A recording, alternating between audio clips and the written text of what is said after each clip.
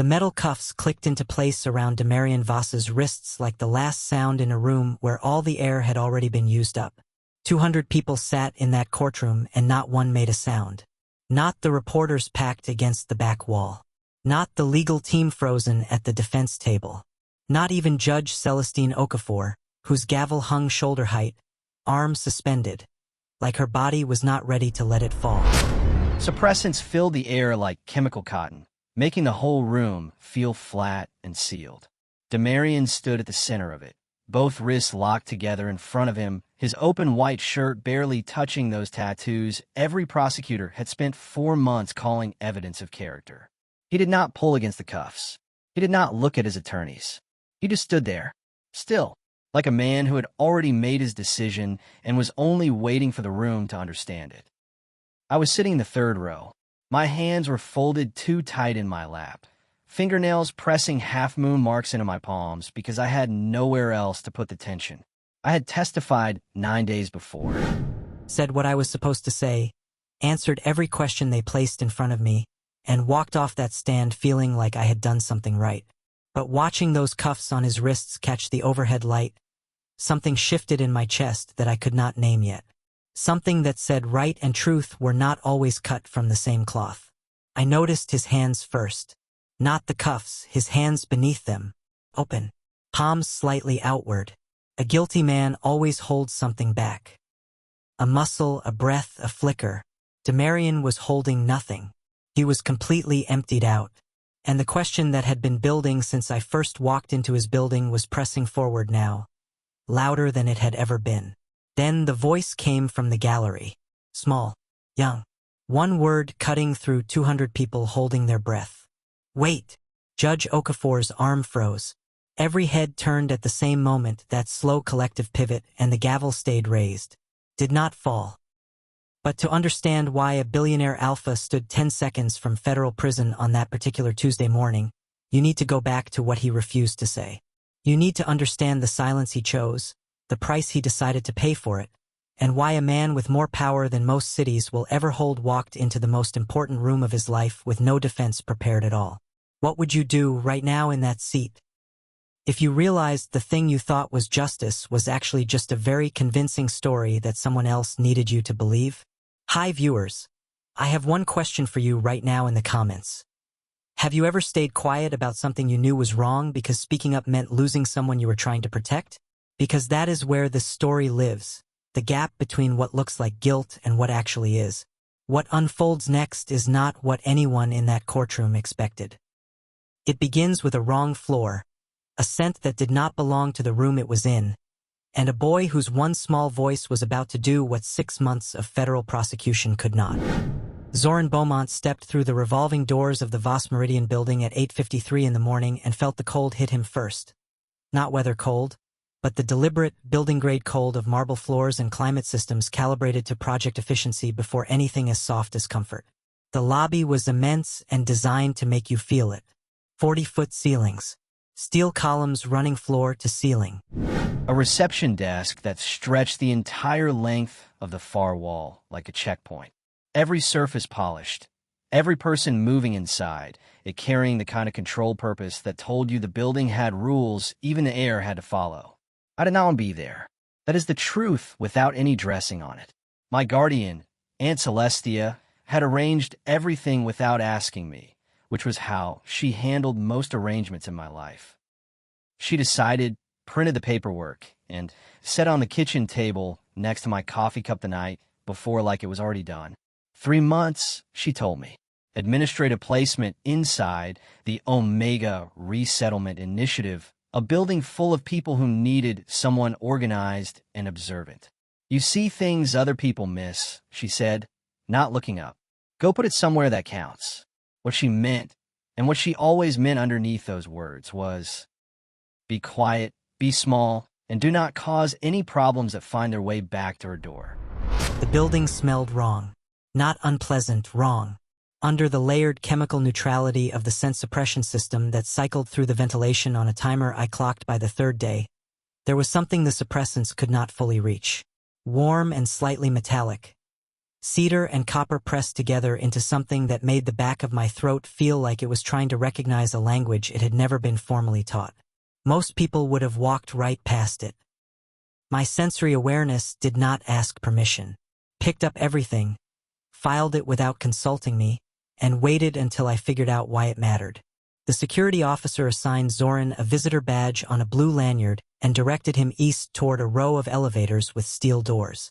Instructions were clear: 4th floor, administrative wing, before 9. He was 7 minutes early. He stepped in, pressed 4, and the doors closed.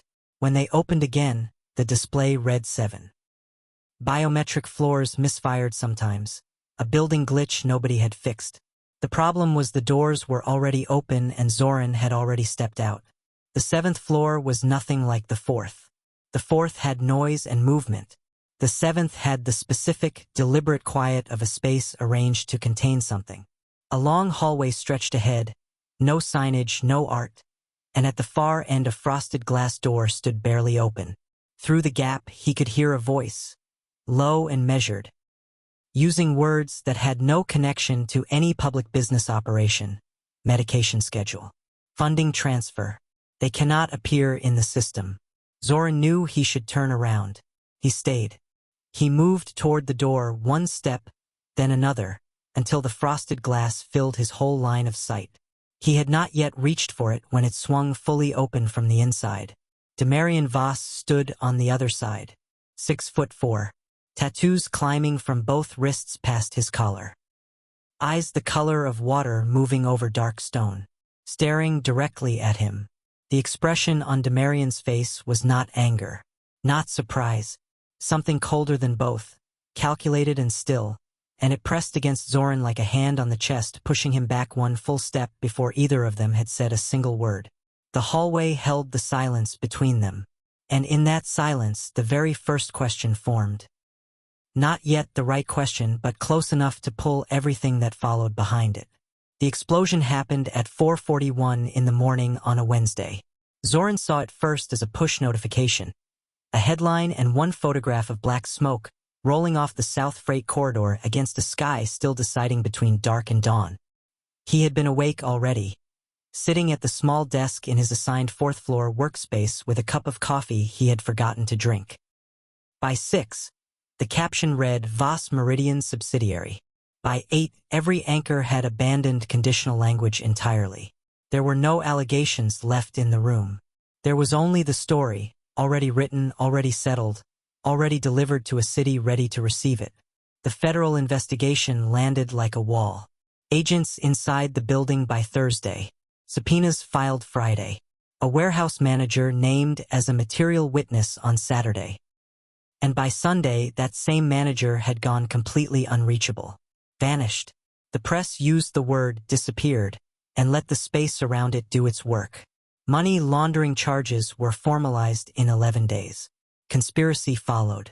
Obstruction was buried in the second paragraph of the official filing, quiet and precise, because Zoren had read enough legal documents in placement files throughout his life to know that obstruction in second paragraph position was never an afterthought. It meant someone had planned for the silence. What hurt most was not the speed of the charges. It was the speed of the belief.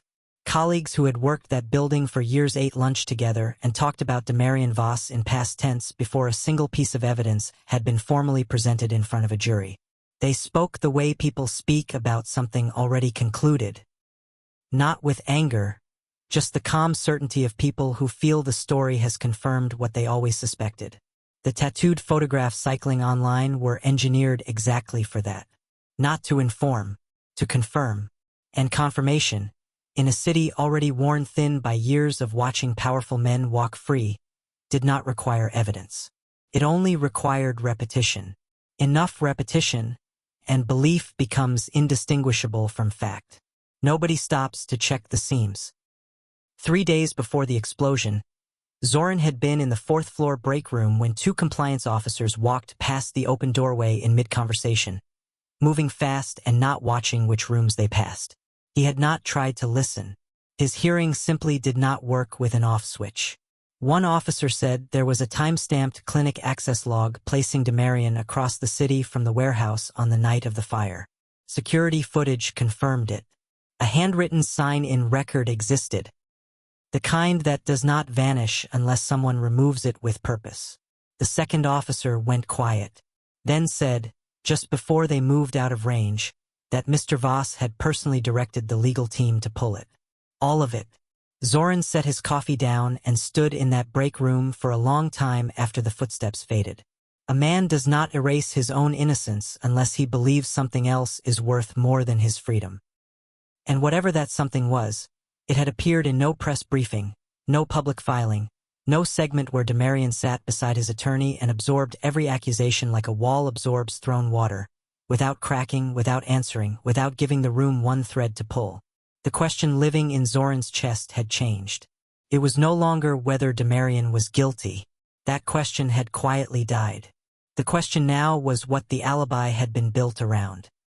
What required protecting so completely that a man with every resource available to him would choose prison over proof. The boy's name was Tobias.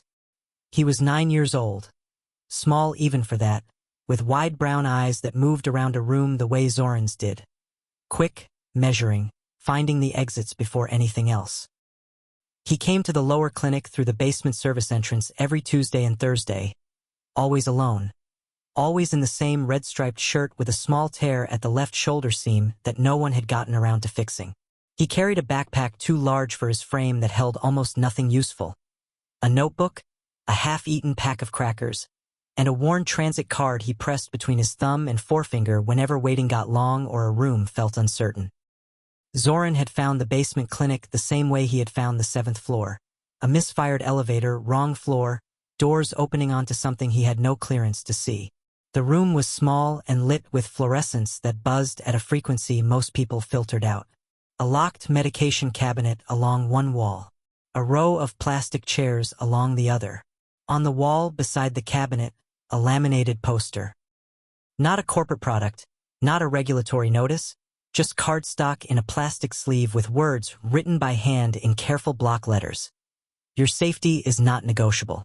Zoren stood in the doorway and looked at it for a long time. He went back, not because anyone asked him. Because a clinic operating inside a for-profit building at a financial loss, serving children without documentation, without registered status, without any official right to care in any system Zoren had ever personally navigated. That kind of thing was either being hidden or being protected, and those two things did not look the same from the inside. On the third visit, Tobias was the only child waiting, feet not quite reaching the floor, working the transit card in his hands. Zoren sat 2 chairs away and said nothing. Tobias said nothing. They occupied the room together the way 2 people can when neither one needs the other to perform anything. Then Demarion came through the basement door. No jacket, no phone, no security trailing behind him. He walked into that room the way a man walks into a space he has been inside hundreds of times, carrying the ease of familiarity, and went directly to where Tobias was sitting. He lowered himself to one knee, eye level. Not standing above the boy, not leaning over him. Down where the boy's eyes naturally fell. You eat today? Tobias shook his head once. Demarion reached into his shirt pocket and held out a plain protein bar in an open palm. No push, no coax, just the bar, the open hand, and the patience of a man who understood waiting. Tobias studied it, then reached out and took it. Demarion did not touch him. He stayed on one knee while Tobias ate and talked about ordinary things. A pigeon on the building's ledge sitting in the rain. A crack in the sidewalk on Meridian Avenue shaped like a bird mid-flight. Not comfort speak. Not performance. Just presence. Just, I am here and I am not going anywhere. Zoren watched every second of it and noted what was absent. No audience, no camera, no awareness that anyone in that room was watching. This was simply how Demarion operated when the stakes were invisible. Tobias, finishing the bar, said quietly that he was scared the funding would disappear. He had heard people talking. He did not want to be relocated again. The nurse paused over her clipboard. From across the room, without looking up, Demarion said, "You will be here Thursday. Not a promise about money or courts. Just one specific, solid Thursday." Tobias pressed the transit card between his fingers and gave one slow nod. 3 days later, while 4 children sat inside that clinic and the medication cabinet had just been unlocked for the morning round. Boots came down the basement stairs. Fast. Hard. 6 federal agents in full tactical gear pushed through that door without a knock, and Tobias was standing directly in the center of the room when it swung open. The federal courtroom on the 6th floor of the Hargrove building operated on a controlled coldness Zoren understood before he had sat down in it. The same institutional temperature he had spent most of his childhood moving through. Recycled air. Overhead lights that illuminated everything without warming it. Wooden benches worn smooth by years of people sitting in them waiting for decisions about their lives to be finalized. Zoren was given a seat in the witness section on the second day of proceedings, separated from the gallery by a low wooden rail doing more work symbolically than structurally. He sat straight, hands on his knees, and watched the room do what rooms like this were built to do. The prosecution opened with the warehouse. Aerial photographs from the morning after, overlaid with burn pattern analysis. The federal fire analyst used the word deliberate repeatedly and never once said arson, because deliberate travels better through a jury not yet committed to certainty. Then came 42 pages of billing irregularities and flag transfers that lead attorney Deandra Calloway read from in a voice stripped of all inflection, because inflection invites argument and she was not here to invite anything. She wanted the numbers to land like gravity. Then came the easels, poster-sized photographs of Demarion's tattooed chest and arms, each marking annotated with small text. The jury looked at those photographs. Zoren watched them look. His sensory system did what it always did when emotion was being manufactured in a room. It catalogued. Shoulders dropping. Jaws setting. Calloway was not presenting evidence. She was assembling a verdict the room was supposed to reach on its own, so it would feel like a conclusion instead of a design. Zoren was called on a Thursday morning. He took the oath with both hands pressed flat against his thighs where no one could see them, and answered every question in a voice he kept level through effort. Yes, he had worked in the building. Yes, he had observed internal communications referencing unusual transfers. Yes, he had been present when documents were discussed and then not discussed again. Every answer was technically accurate. Every answer also pressed against the inside of his ribs with the specific discomfort of a truth told sideways. The suppressants cycling through the courtroom ventilation made his system work twice as hard. Pulling at the edges of the room, reading what the chemical scrub was trying to flatten. And underneath all of it, the one thing his awareness kept returning to without permission. Demarion at the defense table, breathing slow and even, not watching him testify. Attorney Khadija Drummond was formidable, sharp on cross-examination, surgical with her objections, precise in ways that clearly made Calloway work harder. But every time Drummond leaned close to Demarion between arguments and pushed something toward him in a whisper, he listened with full attention and then shook his head once. No. Whatever she was offering, a disclosure, a counter-narrative, a name that could unravel the prosecution's framework in open court, his answer was no. Zoren noticed this the way you notice a scar that keeps appearing in different light. A man with Demarion's resources and a documented alibi somewhere in a scrubbed record should have been fighting. He was not fighting. He was absorbing. And the difference between those two things, Zoren was beginning to understand, was not passivity. It was a decision. On day 8, Calloway stood before the jury and closed. The defendant had every resource available to cooperate with this investigation. He chose silence instead. He chose obstruction. And that choice tells you everything about who this man is. The room absorbed it whole. Zoren absorbed it and sat with the weight of knowing it was a powerful argument built on a foundation nobody in that room had been shown. The jury deliberated 3 days and returned on a Monday at 10:14. Guilty on count 1. Guilty on count 2. Sentencing in 7 days. 7 days, and Demarion still had not said one word in his own defense. But somewhere in the evidence logs, a timestamp existed that did not line up. Zoren had seen it pass across the 4th floor copier 6 weeks into proceedings. Just a flash, just a second, and it did not match. 7 days left, and that number was the only thing inside his chest that would not go quiet. The day before sentencing, The Hargrove building shut down its public elevators at 6 in the evening. By 6:15, the only people left on the upper floors were the ones with access cards and reasons to stay. Zoren had neither. What he had was a cleaning badge borrowed from a facilities worker named Desiree who owed him a favor from 2 months back when he had covered a shift she could not explain missing, and a particular kind of stillness in his chest that he had learned to trust more than most things that called themselves instinct. He found Demarion in conference room 7C on the 7th floor, the same floor where this had all started, behind the same frosted glass that had swung open and changed the entire direction of Zoren's understanding of what kind of man he was dealing with. The room was mostly dark. One overhead panel lit the far end of the table where Demarion sat alone. Jacket off, sleeves rolled past the tattoo lines on his forearms, a legal pad in front of him with nothing written on it. He was not reviewing documents. He was not on the phone. He was sitting in the kind of quiet that people arrive at only after they have already made their peace with a decision, and the decision has stopped arguing back. He looked up when Zoren came through the door. He did not look surprised. He did not look like a man who had been caught alone and needed to reconstruct himself. He just looked at Zoren the way you look at someone who has been moving toward you for a while and has finally arrived. "You should not be on this floor," Demarion said. His voice was the same as it always was, low, even with the kind of weight that comes not from trying to sound important but from genuinely not needing to try. "Neither should you," Zoren said, and sat down across from him without being invited to. For a long moment neither of them spoke. The building made its nighttime sounds, the ventilation cycling down, the subtle pressure shift of a structure settling into its own frame. Outside the window, the city lights held their positions against a sky that had gone from gray to black without anyone marking the exact moment it changed.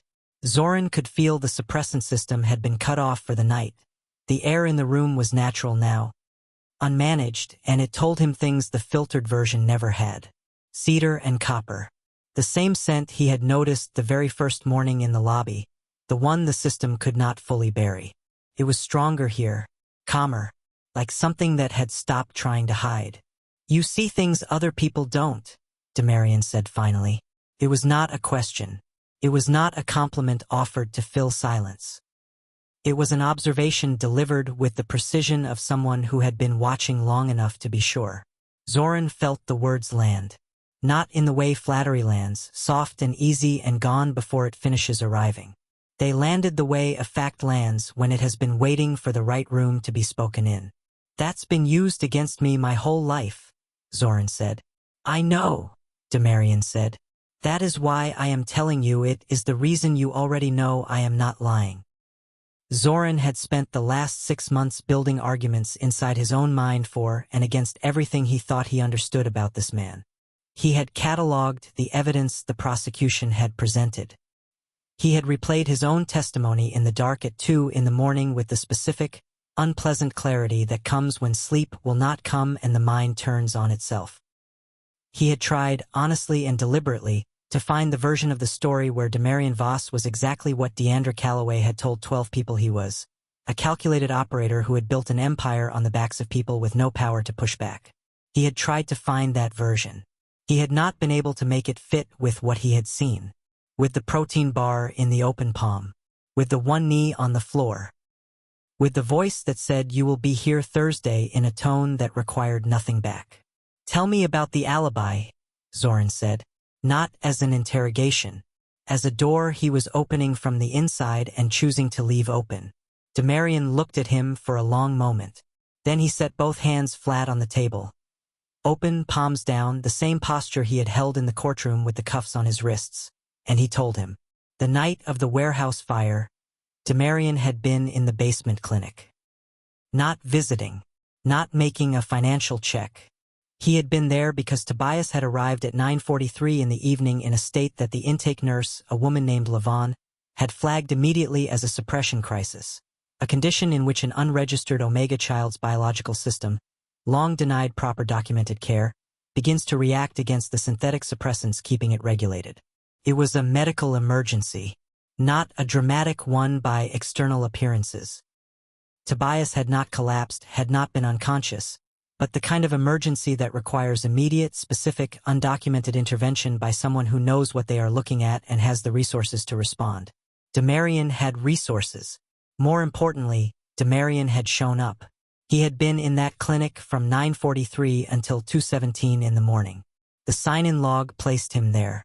The security footage from the basement level confirmed it. The warehouse fire was ignited, per the federal fire analyst's own timeline, at 11:51 that same night, while Demarion was sitting on a plastic chair next to a 9-year-old child who was frightened and in pain, and had nobody else in that building with the authority to make the call that kept the clinic operating through the crisis without triggering an audit. If the clinic was audited, it would be shut down within 48 hours. Every unregistered child it served, 14 of them across the rotation, Tobias among them, would lose access to the only consistent medical care any of them had ever had. The alibi proved his innocence. It also proved the clinic existed. The clinic existing on record opened it to oversight. Oversight shut it down. 14 children lost care. Demarion had done the math in under 60 seconds on the night. His attorney called him with the news that the alibi could clear him, and the number he arrived at was the same number he had been sitting with every day since. "So you chose prison," Zoren said. "Came out quieter than he intended." "I chose Tobias," Demarion said, "and the 13 others. Prison is just what that choice looks like from the outside."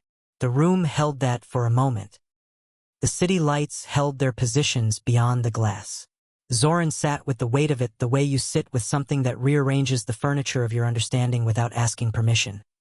Slowly, thoroughly, leaving you in the same room but unable to find your way back to where you were standing before. He thought about what it meant to have the thing that saved you be the exact thing you could not use without destroying someone else. He thought about every moment in his own life when silence had been the only available form of protection. He understood it. He understood it completely. That was the most uncomfortable part. "There is a timestamp," Zoren said, "in the evidence logs. I saw it 6 weeks ago on the copier. It does not match the prosecution's filing sequence." Demarion went very still. Not the stillness of a man caught. The stillness of a man who has just heard something arrive that he did not know was coming. "I know what it means," Zoren continued. "I think it means the evidence logs were manipulated after the initial filing. Which means the prosecution did not just build a case against you. They built one on top of a real one." He paused. "Someone inside that chain needed you convicted. Not for the warehouse. For something else." Demarion held his gaze for a long time. Then, quietly, he said, "The housing grants." Zoren felt the hair on the back of his neck go flat and still. "Tell me," he said. There were city officials, 3 of them, with a 4th whose involvement was strongly suggested by a pattern of billing transfers Demarion had identified 18 months earlier while auditing a logistics contract that had crossed his desk for an unrelated reason. These officials had been quietly redirecting Omega Shelter emergency funding through a chain of prison-contracted construction companies, skimming the difference and reporting the full amounts as disbursed. The scheme had been running for 4 years. The total extracted was close to $11 million. Demarion had documentation. He had held it. He had not taken it to federal investigators because going to federal investigators meant a federal audit trail, and a federal audit trail on Omega Shelter funding during an active investigation freeze would cut emergency disbursements to every shelter in the network for the duration of the review, which federal reviews took, on average, 14 to 22 months. 14 to 22 months of no emergency funding meant shelter closures. Shelter closures meant the most vulnerable people in the city, the ones with no registered status, no documented history, no backup system, had nowhere to go during the exact period the city was pretending it was protecting them. He had chosen to hold the documentation and find another way. Then the warehouse fire happened.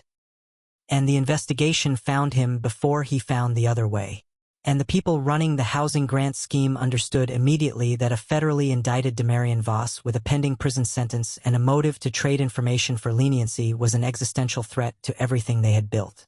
So they had made sure the case against him was airtight enough that no trade would be entertained. They had manipulated the timestamp Zoren had seen.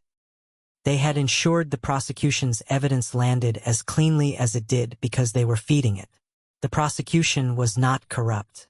The prosecution was being used by people who were. Zoren sat in the dark conference room with all of that inside him and said nothing for a full minute. Then he said, "You were going to let them win." Demarion did not flinch. "I was going to choose who got hurt," he said. "That is not the same thing." Zoren looked at him. Looked at the legal pad with nothing written on it. Looked at the city beyond the glass. "Tomorrow," he said slowly, "I am going to be in that courtroom." Demarion said nothing. "I am not going to be quiet," Zoren said. The word landed in the room like something dropped from a height. Not a threat. Not a declaration. Just a door Zoren had opened inside himself, and he was telling the man across the table what was on the other side of it. Demarion looked at him for a long time. "You understand what speaking means," he said. It was not a question either. It was a reckoning. "I understand what silence has already cost," Zoren said. He stood up. Demarion did not stand. He sat with the legal pad in front of him and watched Zoren move toward the door. And just before the door opened, he said quietly, almost to himself, "You see things other people don't." This time it sounded like the beginning of something rather than an observation at the end of one. Sentencing day arrived the way difficult days always arrive. Not dramatically, not with any weather event or cinematic signal, just the regular machinery of morning asserting itself against a sky that was entirely indifferent to what was scheduled to happen beneath it. Zoren was dressed and standing by the window of his apartment at 6:44, watching the city come awake block by block, and he was thinking about Tobias.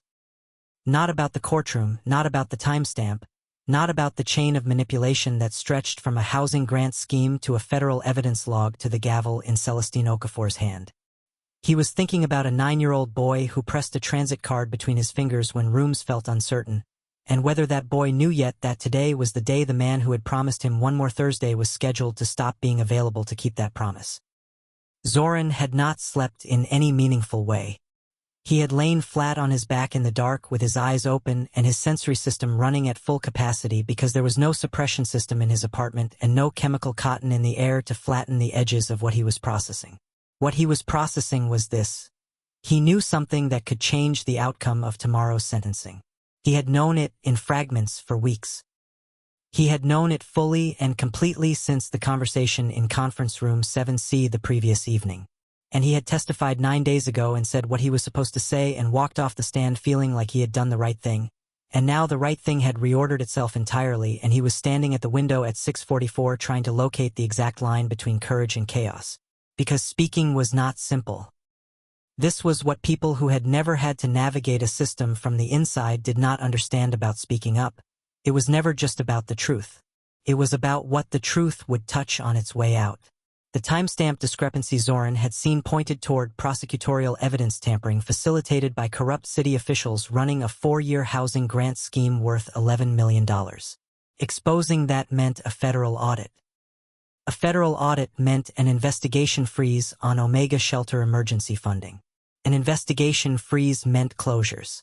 Closures meant 14 unregistered children, Tobias among them, losing the only documented, consistent medical care they had ever received, losing it during the exact period the investigation would be loudest, the exact period when nobody in the city's official system would be paying attention to what happened to them. The truth had consequences. The truth had always had consequences. That was the part that made silence feel like something other than cowardice. It dressed itself up in the language of protection and stood very still until you could not tell the difference between the two. He arrived at the Hargrove building at 8:31. The wind off the avenue cut clean and cold through the gap between the buildings on either side of the steps, and people moved through it with the hunched, efficient posture of city people who have made their peace with weather as an inconvenience rather than a condition. Zoren stood at the base of the steps for a moment before going up them. Not because he was afraid. He had moved past fear somewhere in the small hours of the night and arrived at a different country entirely. One without a clean name but with a distinct quality of stillness at its center. He stood there because he wanted to be outside for one more minute before walking into a room where the next hours were going to require everything he had. The cold was honest. The cold asked nothing of him. He breathed it in, held it in his chest for a count of 3, and then went up the steps. The gallery was full before the doors officially opened, which was how you knew a case had moved beyond the legal into the civic. When people came to watch not because they needed information but because they needed to see how the city decided to handle itself. Zoren took his seat in the witness section and watched the room fill. He watched the jury box, empty now of jurors, stand in its absence like a mouth that had already said its piece. He watched the prosecution team arrange their materials with the organized efficiency of people who believed the work was done, and this was the final administrative step. He watched Khadija Drummond take her seat beside Demarion and lean close and say something he could not hear, and he watched Demarion listen and give the same one slow shake of his head that he had given every time she had offered him a way out that required him to use the clinic as currency. Then he saw Tobias. The boy was in the back row of the public gallery, sitting between two adults Zoren did not recognize, probably community members from the network of people who orbited the clinic without officially existing in connection to it. He was wearing the red-striped shirt with the tear at the shoulder seam. He was pressing the transit card between his fingers. His eyes were moving around the room in that quick, measuring way, finding exits and reading faces and doing all the work a child learns to do when the world has not been reliably safe long enough for him to stop scanning it. He was frightened. It was the specific kind of frightened that does not show in tears or noise, the kind that lives in the set of the jaw and the stillness of the body when the body wants to run and has decided it needs to stay instead. Zoren had worn that same expression himself more times than he could count. He had worn it in placement offices and group home intake rooms and every courtroom-adjacent space that required him to perform composure while his entire internal system was running at emergency capacity. He knew what it cost. He knew what it took to maintain the surface of a thing when the inside of it was in full revolt. He looked at Tobias across the room and felt something he could not afford to name right now move through his chest, a recognition so complete it almost undid him. He looked away. He put both hands flat on his knees and pressed down and focused on the sound of the room settling into itself around the arrival of the judge. Zoren looked at Tobias and felt something settle inside him that had been moving without landing for 14 hours. Not peace. Not certainty. Something more specific than either of those, the feeling of having located the center of gravity in a room full of competing forces, and understanding that once you have located it, you cannot reasonably pretend you have not. He had been trying to find the version of this situation where he could stay quiet and still be a person he recognized. He had been running the math on silence versus exposure and looking for the combination that protected the most people. But the math kept resolving to the same answer. Silence in this room on this day was not neutral. Silence was a choice with a weight, and the weight was Tobias, and the weight was the 13 other children, and the weight was the $11 million being siphoned from the people least equipped to lose it, and the weight was a man sitting at a defense table who had been carrying all of it alone because nobody else in the room had both the information and the willingness to use it. Judge Okafor entered at 9:02 and the room stood. She settled into her chair with the deliberate, unhurried authority of a person who understood that the pace of a room was hers to set, and she set it slowly. She reviewed the record. She acknowledged the verdict. She asked if there was anything from counsel before she proceeded to sentencing, and Khadija Drummond rose and delivered a final argument for leniency that was technically excellent and completely insufficient, because it argued from the facts of the case as established, and the facts of the case as established had been assembled by people with a reason to assemble them a certain way. Calloway rose in response and delivered the words that Zoren had been dreading since the previous evening. Delivered them with the calm, absolute authority of someone who did not know what Zoren knew, which made her both completely sincere and completely wrong at the same time. Predators, she said. Do not stop being predators because they build charitable structures around themselves. The structures serve the predator. This court has seen the evidence. This court has heard the witnesses. This community deserves the protection that this sentence will provide. She sat down. The room was quiet. Judge Okafor looked at Demarion. Does the defendant wish to address the court before sentencing? Khadija Drummond looked at Demarion. Demarion looked at the table. Then he said, "No." One word. Flat and final and the loneliest sound in the room. Judge Okafor inhaled. She lifted the gavel. And from the back of the gallery, a small voice said, "Wait." The word hung in the air of courtroom 6 the way a sound hangs after a loud noise in a small space, spreading outward from its source in a wave that reached every person in the room before anyone had processed what they had heard. 214 people turned toward the back row at the same moment. Judge Okafor's gavel stayed raised. Her eyes found the source. Tobias was on his feet. Both of them, standing straight up from the public gallery bench, one hand raised palm out toward the bench like he was stopping traffic, and his mouth still open from the word that had just come out of it. The adults on either side of him had gone rigid with the specific, helpless tension of people who understand that something has already happened that they cannot take back. Outside, through the courtroom's high windows on the east wall, the morning light had shifted from gray to a thin, flat white. The particular light of a November day that was not going to warm up and had decided to be honest about it from the start. Inside, the light was institutional, indifferent, the same at 9 in the morning as it would be at 4 in the afternoon. Zoren noted this because his sensory system was cataloging everything in the room at a pace that felt unsustainable and was apparently, against all reasonable expectation, sustaining. The chemical suppression had been reactivated for the morning session. He could feel the ventilation cycling it through, that familiar flat quality it gave the air. But there was a gap. A slight imbalance in the suppression field near the back of the gallery where the system's reach was thinnest. And through that gap, he could feel the room's actual emotional temperature without the filter, fear and adrenaline, and something that in a room of 200 people felt like the collective realization that the ground was shifting. Not everyone knew what had shifted, but everyone felt the shift. Calloway was on her feet immediately. "Your Honor, this is highly irregular." "Sit down, Ms. Calloway," Judge Okafor said, and her voice did not rise, but it carried the kind of weight that does not need volume to land. Calloway sat. The room stayed held.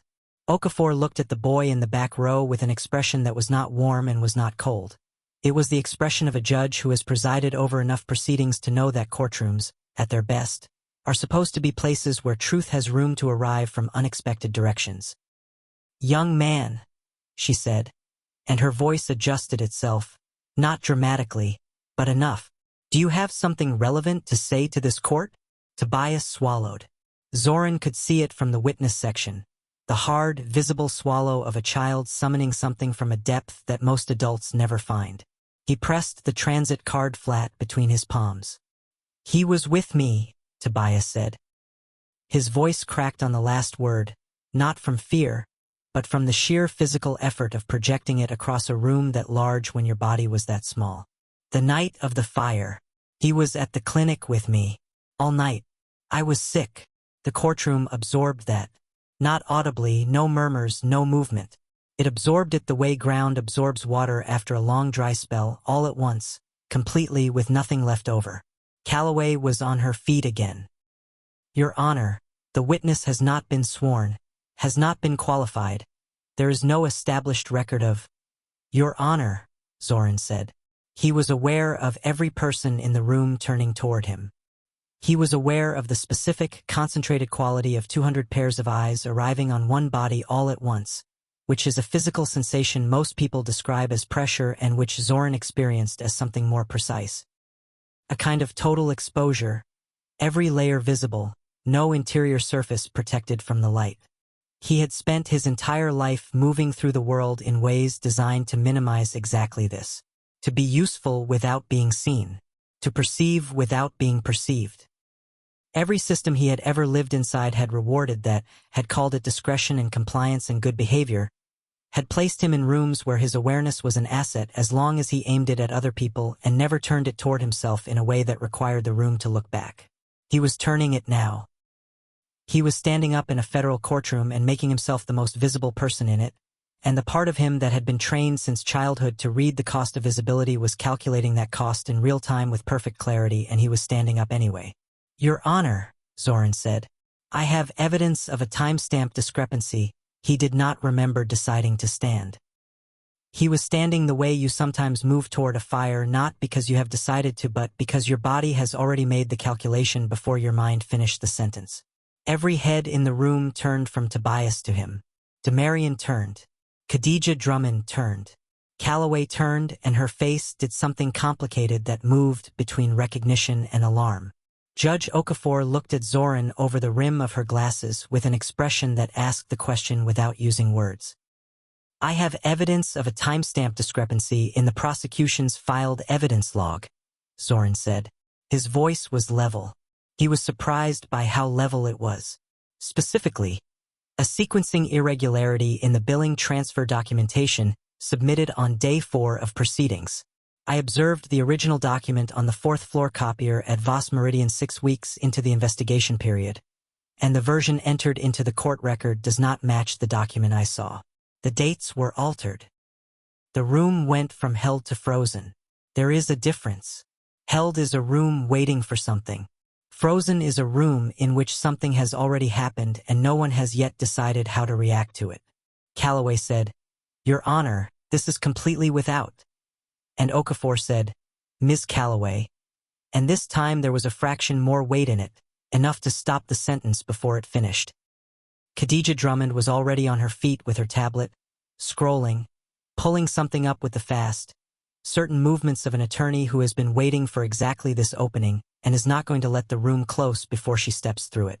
"Your Honor," Drummond said, "the defense moves for an immediate emergency recess pending forensic review of the prosecution's evidence log submissions, specifically items 14 through 22 in the billing transfer documentation." She set the tablet flat on the defense table and pushed it toward the bench with both hands.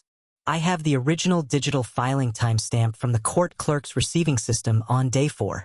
It does not match the document date on the physical filing. The discrepancy is 11 days. That 11-day window corresponds exactly to a period during which 3 city officials with documented financial interests in prison-contracted construction companies were in active communication with the lead investigator on this case.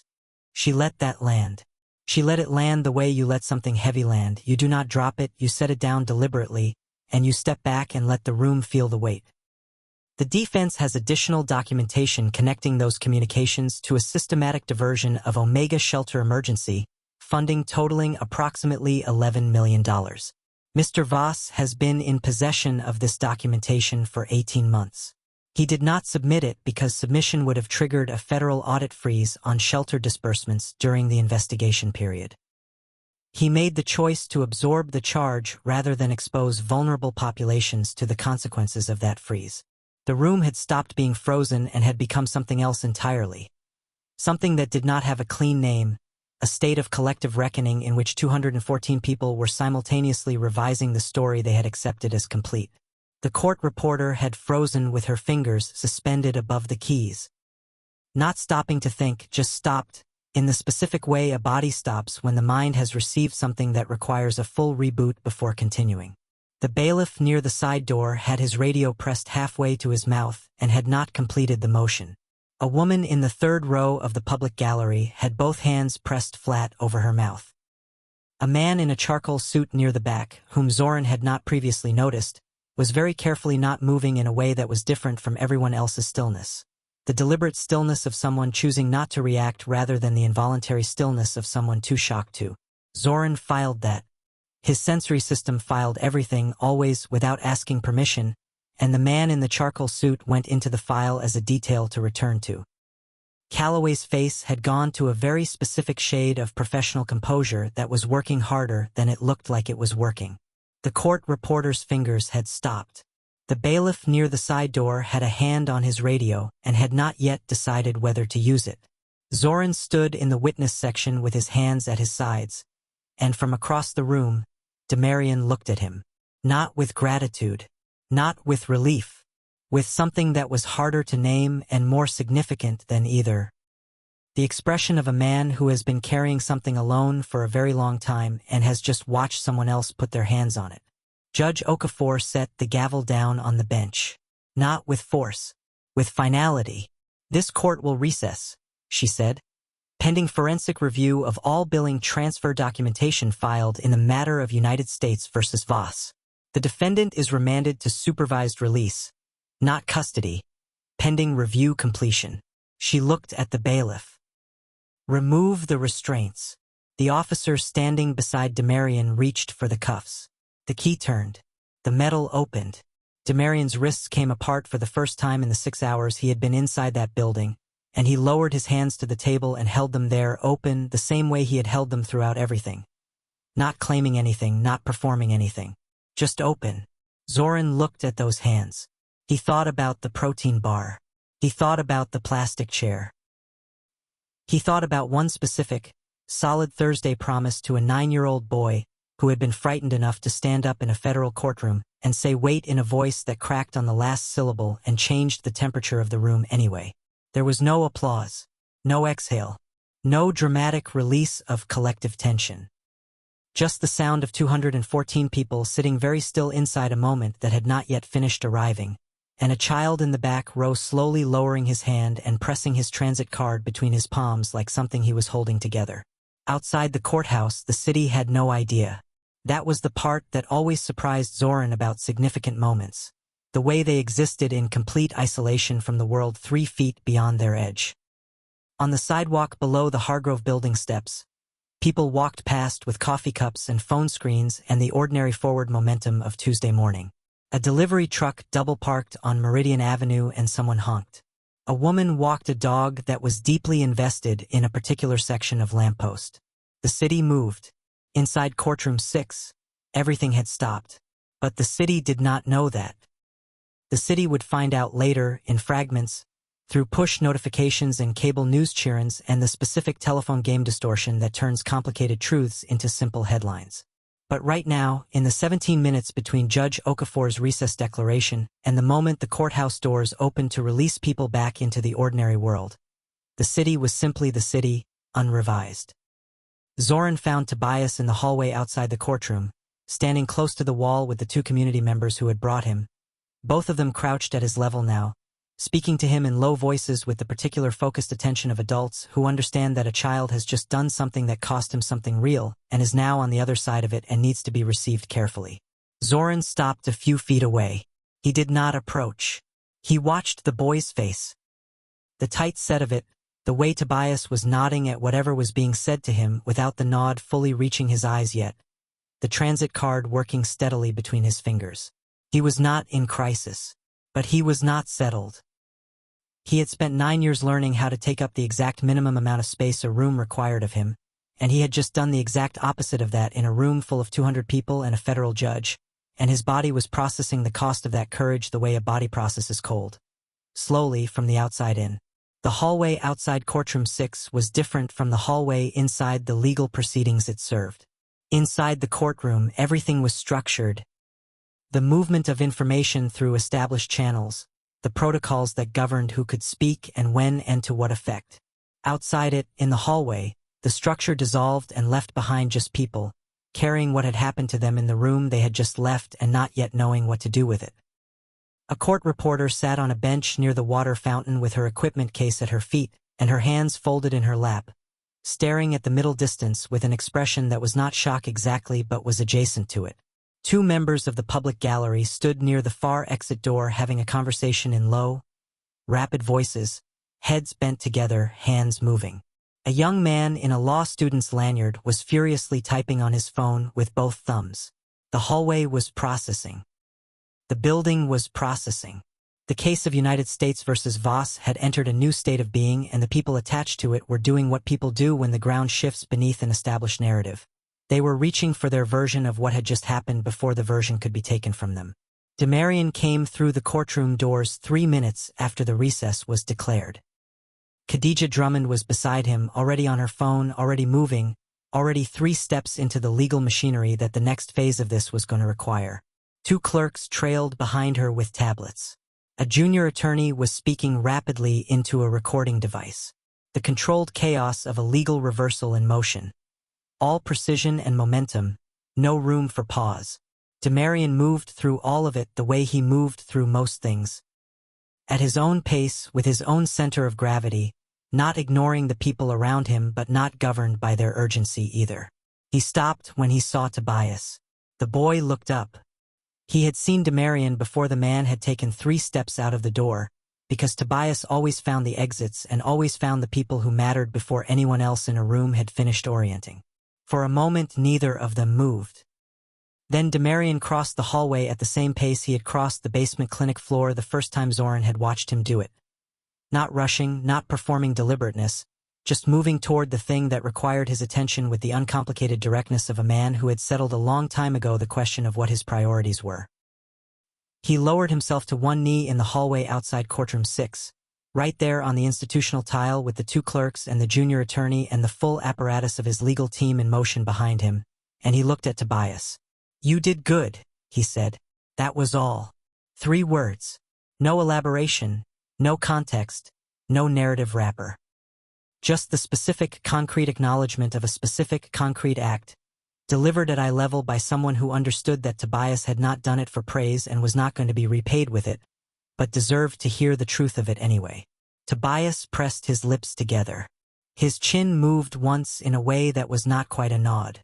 He pressed the transit card hard between both palms. "You promised Thursday," he said. Demarion held his gaze without flinching. "I know," he said. "Thursday." He stood back up. He turned, and he found Zoren standing 6 feet away, watching. For a moment, none of the 3 of them, Demarion, Tobias, Zoren, were in motion. The hallway moved around them, and they held their positions in it with the uncanny stillness of people who have arrived at a point where the ordinary physics of a busy institutional corridor do not quite apply. A clerk brushed past Zoren's shoulder without slowing. 2 attorneys in conversation moved between Tobias and the water fountain without breaking stride. The building continued to be a building, and in the middle of it, 3 people stood in a triangle of shared knowledge and shared consequence and shared cost, and did not speak and did not need to, for exactly the length of time it took each of them to fully receive what the moment was. They stood in the hallway and looked at each other with the particular quality of attention that exists between 2 people who have just moved through something significant together and have not yet found the language for what it was. The legal team moved around them like water around a stone. A reporter appeared at the far end of the hallway and was redirected by a bailiff before reaching them. The building hummed. "You chose," Demarion said, quietly. Not accusation, not gratitude. Something more specific than either, a statement that carried the weight of knowing what that choice had cost and what it had taken. Zoren looked at him. "You were going to let it happen," Zoren said. "Not angry, just naming it." "Yes," Demarion said. He did not apologize for it and did not explain it further, because the explanation had already been given in a dark conference room the night before and both of them had arrived here from it. "The housing grants," Zoren said. "The officials. You have the documentation." "I have all of it," Demarion said. 18 months of it. "Then it cannot stay buried," Zoren said. "Not now. Not after today." Demarion was quiet for a moment. The hallway moved around them and they held still in the center of it. "No," he said finally. "It cannot." And something in the way he said it told Zoren that Demarion had arrived at this conclusion some time ago. Possibly last night in the conference room, possibly in the small hours of the morning on the day he had expected to be sentenced, possibly the moment Tobias had stood up in the gallery and said wait in a voice that cracked on the last syllable. That he had arrived here and was only now saying it out loud. There is a difference between deciding something and declaring it. Demarion had decided. Now he was declaring. And declaring it to Zoren specifically, which meant something that neither of them was ready yet to put into plain language, but which sat between them in the hallway with the same weight as everything else that had passed between them in rooms that were not supposed to contain either of them. Khadija Drummond appeared at Demarion's elbow. "We have 38 minutes before Judge Okafor resumes," she said. "The forensic review request has been filed. I need you in the conference room." She looked at Zoren with the evaluating, not unfriendly expression of an attorney who has just watched a witness voluntarily blow up his own prior testimony in open court in service of her client and is still calculating what that means for her next 48 hours. "You should have counsel present before you speak to anyone else," she said to Zoren. It was advice, not instruction. "I am aware," Zoren said. She nodded once and turned back to Demarion. 38 minutes. She walked. Demarion started to follow. He stopped after 2 steps and looked back at Zoren. "Stay close," he said. It was not a command. It was something closer to a request from a man who did not make many requests and was aware that he was making one now. Zoren looked at him for a moment. Then he said, "I will." The hallway moved. The city outside moved. And in courtroom 6, an empty bench waited for a judge to return to it, and a gavel rested flat on its surface, and the case of United States versus Voss waited in a state of suspension that no one in the building had predicted that morning and no one outside it yet knew about. The forensic review team arrived at the Hargrove building at 11:22. For people from the Federal Digital Evidence Unit with access credentials and equipment cases and the specific practiced efficiency of people who have been called in to verify something nobody wants confirmed. Khadija Drummond met them in the lobby and signed the chain of custody forms herself, standing at the security desk with her pen moving fast and her face completely neutral in the way that attorney faces go neutral when the stakes are high enough that neutral is a discipline rather than an expression. Zoren watched her from across the lobby and understood for the first time the full architecture of what she had been managing throughout this case. Not just the legal defense, but the specific challenge of defending a man who kept refusing the tools of his own defense. He thought about what it must have cost her professionally to sit through 9 days of testimony and evidence and not be permitted by her own client to reach for the weapons he had access to. He thought about how many times she had leaned close and whispered options and received that one slow shake of the head in response. He thought that whatever Demarion was paying her was not enough and probably never would be. The building's south lobby had a seating area near the window, low-back chairs in a row facing the glass, designed for waiting in the particular way that institutional buildings design for waiting, which is to say without any acknowledgement that waiting is hard. Zoren sat in one of these chairs and held his hands in his lap and watched the city outside the glass go about its Tuesday morning with complete indifference to the architecture of what was happening 12 feet behind the window. A man walked past eating a breakfast sandwich and checking his phone simultaneously. 2 teenagers in school uniforms cut across the pedestrian traffic with the effortless trajectory of people who have mapped this particular path enough times to navigate it without looking. A woman in a yellow coat stood at the corner with a small child, pointing at something across the street that the child was considering carefully before deciding how to feel about it. The city. Ordinary. Moving. Indifferent to case numbers and evidence logs and the particular moral weight of $11 million redirected from people who needed it toward people who did not. The city would care later. Right now it was just the city. They stepped outside at 11:47. Through the Hargrove building side exit on Clement Street, which was less monitored than the main steps and currently free of the cluster of reporters that had assembled at the front of the building when word of the recess began traveling through their networks. The November air was cold and direct. No wind, just the flat, honest cold of a city that had dropped 10 degrees overnight and had no intention of apologizing for it. Demarion had his jacket back on. Zoren had his hands in the pockets of a coat that was not quite warm enough for the temperature and was making the same calculation he always made in that situation. The discomfort is manageable, stay present, do not let your body's minor complaints pull your attention from what matters. Khadija Drummond had given them 12 minutes. 12 minutes between the side exit and the conference room 3 blocks north, where the legal team was assembling the framework for the next phase of a case that had just become significantly more complicated and significantly more important than it had been at 9:02 that morning. 12 minutes was not very long. It was long enough. Reporters had not yet found the side exit, but they were going to. This was the kind of thing Zoren knew without needing to be told. The mechanics of how a story spreads through a press pool were not different in kind from how information spread through any system of people with a shared investment in the same subject. Someone inside the building had already sent a text. That text had generated a call. The call had generated movement. By the time Demarion and Zoren had been standing on Clement Street for 4 minutes, there was a woman with a press credential walking fast from the direction of the main steps, and behind her, 2 more. Demarion saw them. He did not alter his pace or his posture or the direction of his attention, which was on Zoren. "I am going to testify," he said, not as a continuation of the conversation from the hallway, as a statement made outside in open air with the city around it, which made it different in character from the things said inside conference rooms and courtroom hallways. Things said outside are said to the world, even when the world is not listening yet. "Not to clear myself," he continued. The forensic review is going to do that. I am going to testify about the housing grant scheme, about the officials, about the construction company contracts and where the $11 million actually went and who authorized the billing transfers and who knew and who looked away. He paused. There will be consequences for people in that testimony. Not all of them deserve it equally. Some of them were afraid and made the wrong choice because of the fear, not because of greed. I am going to tell the difference when I tell it, and I am going to tell all of it anyway. Because the people who lost that funding deserved better than to have their protection sacrificed to someone else's fear. He looked at Zoren. But I am not going to do it alone. The reporters were closer now. 40 feet, maybe less. The woman in front had a recorder out.